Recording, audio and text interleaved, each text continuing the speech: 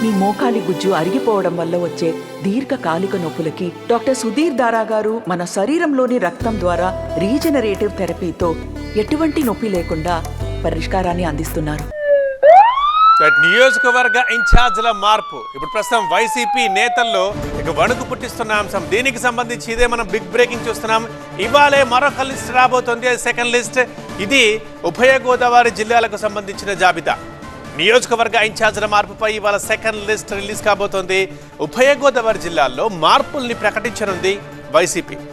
ఇప్పటికే జగన్ ని కలిశారు 10 మంది గోదావరి జిల్లాల ఎమ్మెల్యేలు. మరి ఇప్పుడు ఈ లిస్ట్ లో ఎన్ని నియోజకవర్గ ఇన్ఛార్జీలు మార్పు జరుగుతాయి, ఎవరెవరిని మారుస్తారు అనేది ఇంట్రెస్టింగ్. సో దీనికి సంబంధించే నేతల్లో ఒక రకమైన టెన్షన్ నెలకొని ఉంది.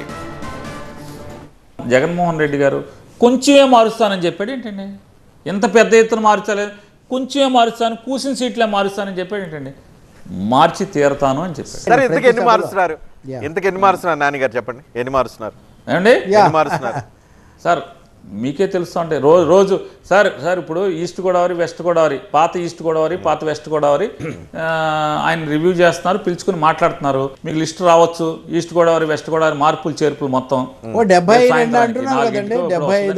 నా అంచనా మేబీ నిజమవచ్చు, అంటే అవుద్దా తెలియదు. నాకున్నటువంటి సమాచారం మేరకు east Godavari, west Godavari list మీకు అందరికీ ఇస్తారనేది నాకున్న సమాచారం. మీకా టికెట్ మీ అబ్బాయికా?